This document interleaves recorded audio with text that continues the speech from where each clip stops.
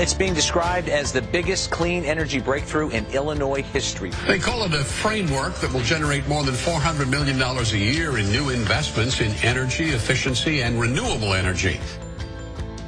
The impact that the feature bill is having on my community is giving us the opportunity to have a conversation with the Housing Authority to make our community a solar community.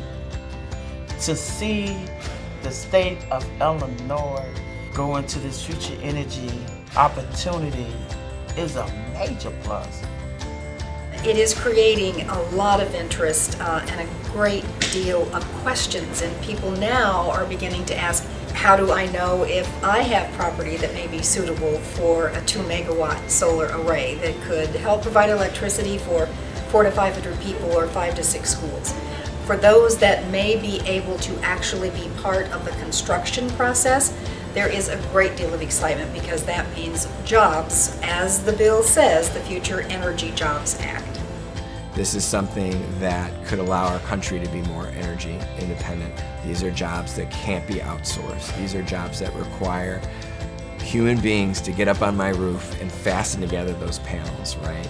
These are jobs that benefit hardworking Americans from every walk of life. It has nothing to do with your politics. It has everything to do with we want people to have access to good employment.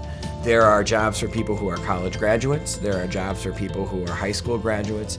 With the FEJA law, there's funding for people who have maybe not finished high school but want to learn a trade. They have the opportunity to do this. This is one of the first times I can remember where there are headlines about all the companies moving into Illinois, and not just in Chicago, but in central and southern Illinois, and bringing jobs to Illinois rather than Illinois losing jobs. Being part of this movement and to make sure that the inclusion of public housing and subsidized housing will have a crack at the opportunity, which is another industry that is being established that require in the state of Illinois for our participation. But the most important thing is getting the communication out to folks. But that doesn't happen by accident, and it won't be sustained unless we, the citizens of Illinois, get involved in some way, shape, or form. The Clean Jobs Coalition is urging the state to build on the historic bipartisan Future Energy Jobs Act by moving to 100% renewable energy by 2050, cutting carbon pollution from the power sector by 2030, and immediately electrifying the transportation sector. So the Listen, Lead, and Share campaign is a way for us to come and listen to you. We want to share the facts. We want to hear your facts. We want to make all of us leaders in Illinois.